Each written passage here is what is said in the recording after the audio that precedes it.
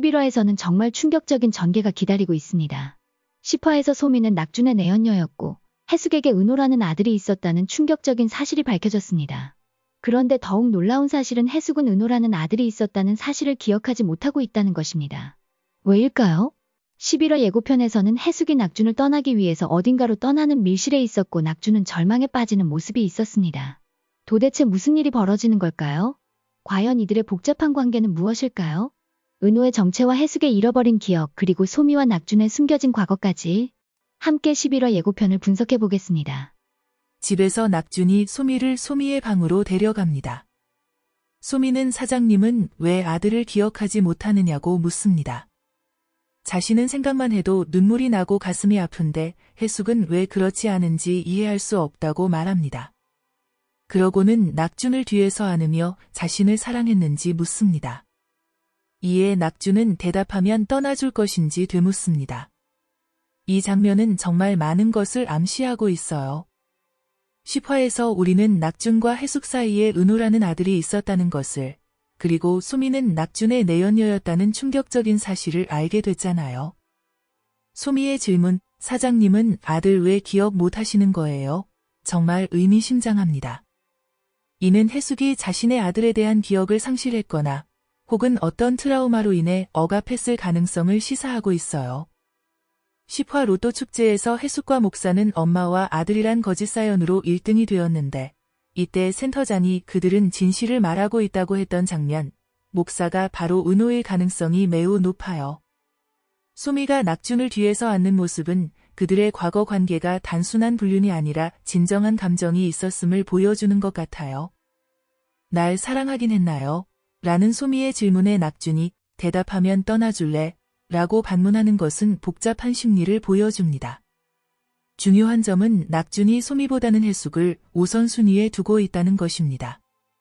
현재 낙준의 마음 속에서는 분명 해숙이 더 중요한 존재예요. 그래서 둘 중 한 명을 선택해야 한다면 낙준은 주저없이 해숙을 선택할 것입니다. 소미에게는 과거의 감정이 있었을지 몰라도 현재 그의 삶에서 해숙이 차지하는 의미가 훨씬 크다는 것을 알 수 있어요. 그런데 낙준은 어떻게 지옥에 가지 않고 천국으로 온 거죠? 바람을 피운 사람인데요. 센터장이 목사를 센터장실로 불러 환생할 수 있다고 말하며 환생 안내서를 건넵니다. 이후 목사는 교회로 돌아와 해숙을 만나 환생한다고 말합니다. 이에 해숙은 놀라며 환생을요? 라고 묻고 목사는 남들처럼 평범하게 사는 건 어떨지 잘 생각했다고 말합니다. 해숙이 교회에서 집으로 돌아가려 합니다. 이때 목사가 밖으로 따라 나와 바래다 주겠다고 말합니다. 해숙은 속으로 좋네, 마지막으로 라고 생각합니다. 이 장면들은 정말 중요한 전환점을 보여주고 있어요. 천국에서 환생은 매우 중요한 결정이잖아요. 8화에서 낙준의 어머니도 환생을 선택했고 영애도 다시 이승으로 돌아갔죠. 목사도 그토록 엄마를 찾고 싶었는데 왜 못 찾았을까요?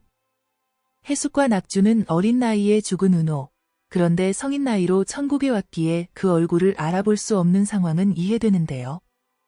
너무 어린 나이에 천국에 왔던 목사님은 이승에서 새로운 삶, 더 행복한, 더 평범한 삶을 살고 싶은 마음이 생겼을 것 같아요. 해숙의 반응은 놀람과 함께 일종의 상실감 및 아쉬움을 표현하는 것 같아요. 비록 목사를 아들로 인식하지 못하고 있지만 둘은 교회에서 많은 시간을 함께 보내며 가까워졌으니까요.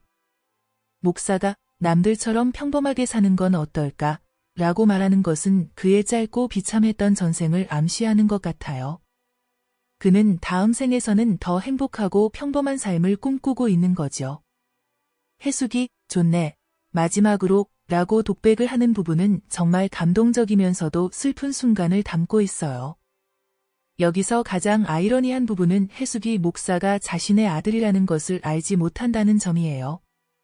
이는 해숙이 과거에 어떤 트라우마로 인해 아들에 대한 기억을 억압했거나 혹은 천국에 오면서 일부 기억을 잃었을 가능성을 시사합니다.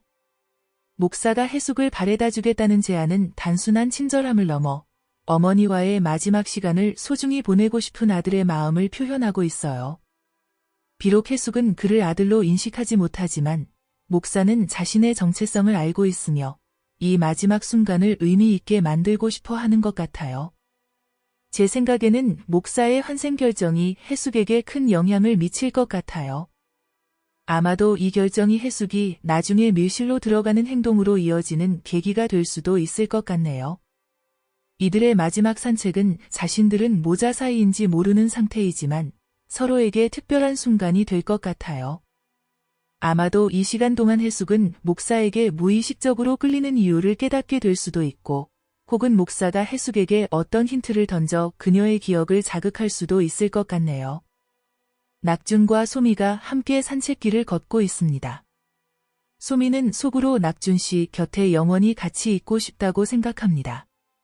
이 장면은 소미의 내면을 보여주는 중요한 순간이에요. 소미는 이제 자신의 모든 기억을 되찾았고 낙준에 대한 감정도 분명해졌어요. 낙준 씨 곁에 영원히 같이 있고 싶다는 그녀의 내적 독백은 낙준에 대한 강한 애착과 욕망을 보여줍니다. 그러나 이 욕망은 현실과 충돌하죠. 낙준은 해숙의 남편이고 10화에서 우리는 낙준이 소미를 물에 빠뜨렸다는 기억이 소미에게 떠올랐다는 것을 알고 있잖아요. 그럼에도 불구하고 소미는 여전히 낙준을 사랑하고 있고 이것이 다음 장면에서 보여지는 그녀의 위험한 생각으로 이어집니다. 소미는 낙준이 자신을 배신했음에도 불구하고 여전히 그를 사랑하고 있어요. 이런 복잡한 감정은 피해자가 가해자에게 느끼는 심리적 의존으로 볼 수도 있을 것 같네요. 아니면 그들의 관계가 단순히 가해자 피해자의 관계가 아니라 더 복잡한 배경이 있을 수도 있고요. 예상으로 낙준과 소미의 산책은 겉보기에는 평화로워 보이지만 내면에는 큰 갈등이 숨어 있을 거예요. 낙준은 아마도 소미와의 관계를 정리하고 싶지만 어떻게 해야 할지 모르는 상태일 것 같아요. 소미는 낙준에 대한 감정을 버리지 못하고 다음 장면에서 볼 수 있듯이 더 극단적인 생각으로 이어지게 될 것 같네요. 어느 날 저녁, 거실 소파에서 해숙이 잠을 자고 있습니다. 소미는 셋은 안 되니까, 둘이어야 하니까 라고 생각하며 벽에로 해숙을 죽이고 싶다는 생각이 들지만 결국 해숙의 머리 밑에 벽에를 넣어줍니다. 이 장면은 정말 충격적이면서도 소미의 복잡한 내면을 잘 보여주고 있어요. 셋은 안 되니까, 둘이어야 하니까 라는 생각은 소미가 낙준과 해숙, 그리고 자신의 삼각관계에서 해숙을 제거하고 싶은 욕망을 가지고 있음을 보여줍니다. 하지만 동시에 소미는 해숙을 해치는 대신 벽에를 머리 밑에 넣어주는 행동을 선택합니다. 이는 소미가 완전히 악한 인물이 아니라 내면의 깊은 갈등을 겪고 있음을 보여줍니다. 아마도 소미는 해숙이 자신에게 보여준 친절함과 따뜻함을 기억하고 있을 거예요. 혹은 낙준이 해숙을 진심으로 사랑한다는 것을 알고 그 사랑을 방해하고 싶지 않은 마음도 있을 수 있고요. 이 장면은 소미가 욕망과 양심 사이에서 고민하고 있음을 보여줍니다. 또한 이 장면은 소미가 얼마나 위험한 상태에 있는지를 보여줍니다. 그녀는 실제로 해숙을 해치려는 생각까지 했으니까요. 이는 다음 장면에서 해숙이 사라지는 것과 관련이 있을 수도 있을 것 같아요. 해숙은 소미와 낙준의 관계에서 이상을 감지하고 스스로 떠나기로 결정했을 것 같습니다. 해숙이 집을 나간 후 돌아오지 않았습니다. 낙준은 교회에 가서 찾아보기도 하고 센터장에게 찾아가 물어봅니다. 센터장이 사정을 설명하자 낙준은 이것이 자신이 초래한 일이라며 해결하겠다고 말합니다. 센터장은 낙준이 할 수 있는 것은 없다고 말합니다. 해숙은 이미 환생열차에 올라탔고 밖에서 해숙을 본 낙준은 안 돼, 해숙아 라고 외칩니다. 이 장면은 11화의 클라이맥스가 될 것 같아요. 해숙이 갑자기 집을 나가고 돌아오지 않는 상황은 매우 충격적입니다. 그리고 그녀가 어떤 밀실에 혼자 들어가 있는 모습을 낙준이 발견했다는 것은 매우 심각한 결정을 내린 것으로 보입니다. 왜 해숙은 이런 결정을 내렸을까요? 여러 가능성이 있을 것 같아요. 첫째, 목사가 환생을 결정한 것에 영향을 받았을 수 있어요. 둘째, 소미와 낙준의 관계를 알게 되어 그들에게 길을 열어주기 위해 떠나기로 결정했을 수도 있고요. 셋째, 소미의 위험한 생각을 어떤 식으로든 감지하고 자신이 먼저 떠나는 선택을 했을 수도 있어요. 낙준의 반응은 그가 해숙의 결정이 자신의 행동과 관련이 있다고 인식하고 있음을 보여줍니다. 그는 자신의 과오를 인정하고 그것을 해결하려는 의지를 보이지만 센터장의 말은 해숙의 결정이 이미 되돌릴 수 없는 상태임을 암시합니다. 낙준이 밀실로 들어가 있는 해숙을 보고 "안 돼, 해숙아" 라고 외치는 장면은 그의 절망과 후회를 보여줍니다. 이 순간 낙준은 해숙을 잃을 수도 있다는 두려움에 직면하고 있으며 과거의 모든 잘못된 선택들을 후회하고 있을 거예요. 그럼 이 밀실은 무엇일까요? 해숙은 어디로 가려는 것일까요?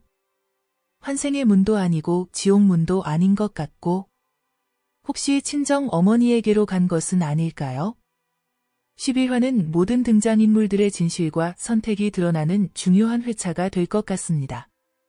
해숙은 낙준과 소미의 관계, 그리고 목사의 환생 결정으로 인해 큰 결심을 하게 될 것 같아요.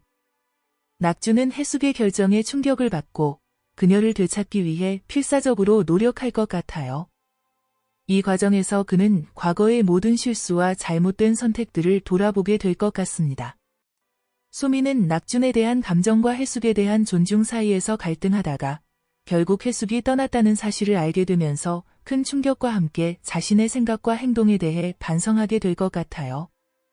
11화는 이런 모든 갈등과 결정이 하나로 모이는 중요한 회차가 될 것 같으며 이를 통해 모든 등장인물들의 과거와 현재, 그리고 미래가 새롭게 정의될 것 같습니다. 특히 해숙이 아들의 존재까지 기억하지 못하는 이유, 해숙이 어디로 떠나는지, 그리고 소미의 최종 선택이 11화의 핵심 포인트가 될 것 같네요. 정말 기대되는 회차입니다.